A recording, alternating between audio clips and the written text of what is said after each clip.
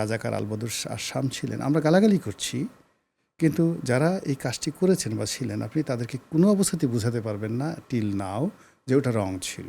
তো রনি ভাই, আমরা কিন্তু রাজনীতি নিয়ে কথা বলছিলাম, আমরা ব্যক্তিগত অনেক বিষয় শেষ করে রাজনীতির দিকে আসছিলাম। আমরা ডক্টর ইউনূসের আমল নিয়ে কথা বলছিলাম, তো ওই দর্শকের পুলের কথা বলছিলাম, এবং যে এই যে আমাদের অবক্ষয়ের বিষয়টার নিয়ে কথা বলছিলাম, এটা থেকে কি পরিত্রাণের কোনো উপায় কি আছে? বা আমি একটা ছোট একটা ক্লু বলি, জাইমা রহমান আমাদের প্রধানমন্ত্রীর মেয়ে, তো সে আসলে কন্যাস্থানীয়ই একটা, মানে আমি যদি বলি আপনার কন্যাস্থানীয়, আমারও বলতে পারি আমি কন্যাস্থানীয়, বা কন্যা না হলেও বোন স্থানীয় একটা মানুষ। তাকে নিয়ে কমেন্ট, এই এই এই জাতীয় সংস্কৃতি কিন্তু আমরা কখনোই দেখি নাই। এটা কেন হচ্ছে? মূল ব্যাপার যে বললাম না, যে এখানে জাইমাকে আপনি তারেক রহমান সাহেবের মেয়ে বা আলাদাভাবে দেখার দরকার নেই। এখানে যে বুলিং, যে অভ্যাসটা রয়ে গেছে, এই বুলিংটা যারা করে তারা সবসময় দেখে যে মানে আকর্ষণ কোথায় বেশি। আকর্ষণের জন্য সুন্দর চেহারা, ক্ষমতা, পদ, পোর্টফোলিও, এই জায়গাগুলোকে তারা সবসময় টার্গেট করে। আর এখন যেহেতু মবের যে অপসংস্কৃতি, এই অপসংস্কৃতির কারণে এখন এখানে যেটা হচ্ছে যে ধরুন তনুর মতো হত্যাকাণ্ড ঘটনা, তনু হত্যাকাণ্ড, বা এই যে মিরপুরে যে মেয়েটা বাচ্চাটা রামিসার মধ্যে ঘটনা, এগুলো হলো যারা এই ইনুজ্জামানাতে যারা সিসকে টাইপের লোকজন, অনেকটা কিশোর গ্যাং, এই কিশোর গ্যাংয়ের মতো যে সমস্ত অপরাধী জন্ম নিয়েছে, তারা এই ধরনের অপকর্ম করতে থাকবে আগামীতে। আর যারা ধরেন অনেকটা দাউদ ইব্রাহিম, ছোট শাকিল, ছোট রাজন কিংবা হাজি মাস্তান, এরকম কিংবদন্তি মনে করে যে আমরা মব স্টার, আমরা যাকে ইচ্ছে তাকে সব কিছু বলতে পারি, যা ইচ্ছে তাই করতে পারি, এরা সবসময় করবে কি, যে সমস্ত ক্ষমতাধর যে জায়গাগুলো আছে, এখানে কোনো ব্যক্তি, সেটা পুরুষ হতে পারে, কোনো নারী, সে নারী হতে পারে, কোনো কিশোরী হতে পারে, যেখানে দেখবে যে এটাকে সে অনেকটা আগে যে ডাকাতি করতো না মানুষ, সেই রঘু ডাকাত, সে এরকম রঘু ডাকাতের যে চরিত্র ছিল, যে তারা শুধুমাত্র নর্মাল ডাকাতি করতো, রঘু ডাকাত করতো কি বড় বড় মন্ত্রী, আমলা, রাজা, বাদশাহ, তাদেরকে ডাকাতি করতো এবং করে ওই টাকাগুলো আবার গরিব মানুষকে বিলিয়ে দিত।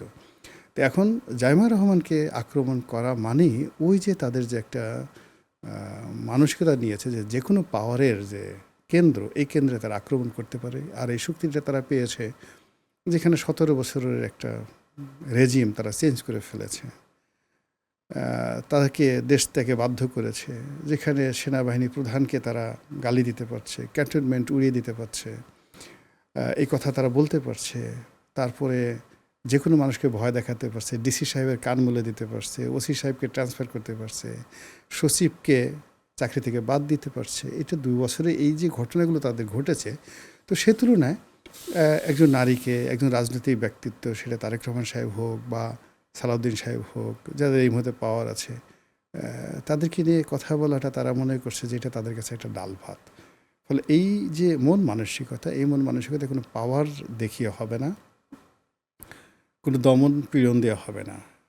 সেটা হলো যে আমাদের এই সমাজে যে সুকুমার বৃত্তিগুলো রয়েছে মানুষের মধ্যে, বিশেষ করে কালচারাল বিপ্লব, এরকম বিপদের মধ্যে যখন সমাজ পচে যায়, তখন সেখান থেকে বের হয়ে আসার জন্য আপনার সাংস্কৃতিক বিপ্লব লাগবে, কালচারাল রেভলিউশন। এই কালচারাল রেভলিউশন দ্বারা দূর হওয়া সম্ভব। আর নেতিবাচক অর্থে কেবলমাত্র দুর্ভিক্ষ যদি হয়, দুর্ভিক্ষ হলে এই ধরনের অপরাধ চলে যায়।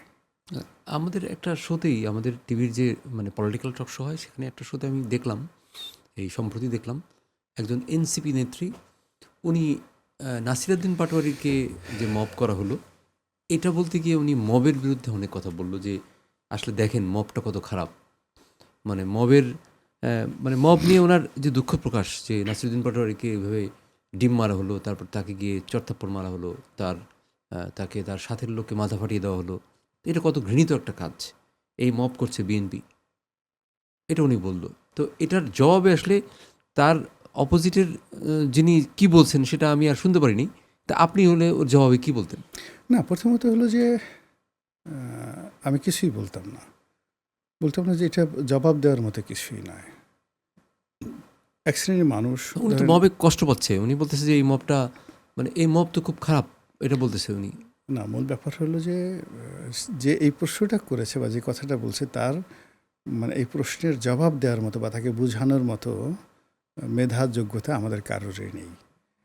সমাজে একটা শ্রেণী তারা মনে করছে যে কেবলমাত্র তারা মব করতে পারবে, তারা যাইছে তাই বলতে পারবে, কিন্তু তাদের বিরুদ্ধে কিছু বলা যাবে না। এই গেল এক। ২ নম্বর হলো যে বিগত ২ বছর ধরে যে মন্দ কাজগুলো হয়েছে, যে মব যে সংস্কৃতিগুলো হয়ে গেছে, এটার একটা এক্সটেনশন ভার্সন চলতে থাকবে, সিকুয়েল চলতে থাকবে। এখন সেই সিকুয়েল আপনার যতই খারাপ লাগুক না কেন, আপনি এটা রাতারাতি কোনো অবস্থাতেই বন্ধ করতে পারবেন না। ফলে এখানে কিছু মানুষ যারা গত ২ বছরে মব করেছে, কথা বলেছে, তারা এখন নিজেরা মবের শিকার হচ্ছেন এবং এটা নিয়ে তারা আহত হচ্ছেন যে এটা তো আমাদের প্রাপ্য, আমরা বিজয়ী, বিজয়ীরাই তো মব করবে, পরাজিতরা কেন মব করবে। আপনি এই যে যার মন মানসিকতা, তাকে আপনি মানসিক চিকিৎসা দিয়ে পারেন, কিন্তু আপনি তার সাথে ঝগড়া করতে পারেন না, প্রতিযোগিতা করতে পারেন না। এবং আমাদের দেশে দেখেন এখন যে যারা 1971 সনে রাজাকার আলবদর শাম ছিলেন, আমরা গালাগালি করছি, কিন্তু যারা এই কাজটি করেছেন বা ছিলেন, আপনি তাদেরকে কোনো অবস্থাতেই বোঝাতে পারবেন না টিল নাও যে ওটা রং ছিল। কিংবা ধরুন বিএনপি একটা সময় 2001 থেকে 2006 সনে তাদের অনেক ভুল ভ্রান্তির কারণে তারা পরাজিত হয়েছিল, 1-11 এসেছিল। আপনি এখনও পর্যন্ত তাদেরকে বোঝাতে পারবেন না যে ওই জমানাতে তাদের ওই কাজগুলো ভুল ছিল। আবার গত 17 বছর ধরে আওয়ামী লীগ যে ভুলগুলো করেছে, আপনি এখনও পর্যন্ত কাউকে বোঝাতেই পারবেন না। তাদের কাছে মনে হচ্ছে যে পুরো দেশ জাতি ভুল করছে, তারা সঠিক ছিল। ফলে এই যে জায়গাগুলো আসলে আমাদের অন্ততপক্ষে এরকম যে যার জায়গাতে আমরা খুব হার্ড লাইনে আমাদের মন, আমাদের মস্তিষ্ক একেবারে আমরা সিমেন্টেড করে ফেলেছি আমাদের চিন্তা, চেতনা, ধ্যান, ধারণা দ্বারা। এটাকে সফটেন করার জন্য যে থেরাপি দরকার, সেই থেরাপি হলো কালচারাল থেরাপি। গান হবে, নাটক হবে, বিনোদন হবে, আনন্দ হবে। এই আনন্দে এই মানুষ তার যে ক্রিমিনাল অ্যাক্টিভিটিস, এই জিনিসগুলো ভুলে যাবে। যখন নৌকা বাইচ হবে, যখন যাত্রাপালা হবে, যখন থিয়েটার হবে, যখন পথনাটক হবে, মানুষ অবাক বিস্ময়ে তাকিয়ে তাকিয়ে এই জিনিসগুলো দেখবে। দেখার পরে তার ভিতরে যে এই যে সিমেন্টের যে ক্রিমিনোলজি, অপরাধ বিজ্ঞান জন্ম নিয়েছে, এই অপরাধ বিজ্ঞান বায়বী আকারে এখান থেকে বের হয়ে যাবে। আমার দৃষ্টিতে এটাই সমাধান। এছাড়া আপনি কাউন্টার প্রতিপক্ষ আনলেন, তাদের বিরুদ্ধে মিলিটারির নাম আনলেন, যদি এতই হতো, এই যে ছোট্ট একটা জায়গা দেখুন, জঙ্গল সলিমপুর, আমরা কিচ্ছু করতে পারছি না। আপনি ইয়াবা 2 থেকে 3টি পয়েন্ট দিয়ে আসছে, আমরা কিচ্ছু করতে পারছি না। ভারত থেকে 10 থেকে 12টা পয়েন্টে গরু আসছে, আমরা কিচ্ছু করতে পারছি না। অপরাধ এমন একটা জিনিস, অপরাধীরা সে তার জায়গাগুলো করে নেয়। ফলে ওখানে আসলে মানে অপরাধকে আরেকটা অপরাধ দিয়ে কাউন্টার দিয়ে আপনি অতীতে কখনো সফল হয়নি। যেখানেই একটা সভ্য সমাজ গড়ে উঠেছে, সেখানে একটা কালচারাল বিপ্লব হয়েছে, বুদ্ধিবৃত্তিক চর্চা হয়েছে, এবং মানুষের যে সুকুমার বৃত্তিগুলো রয়েছে, সেই সুকুমার বৃত্তিগুলোকে জাগ্রত করা হয়েছে। মানুষ ভালো কাজ করে সারতে পারছে না, সে মন্দ কাজের দিকে তাকাবে কি? একটা সময় যারা মন্দ কাজগুলো করে, আপনি যদি ইয়াবা নাই খান, এখন সে যে ব্যবসা করে লাভটা কী বলেন? আপনি করছে না।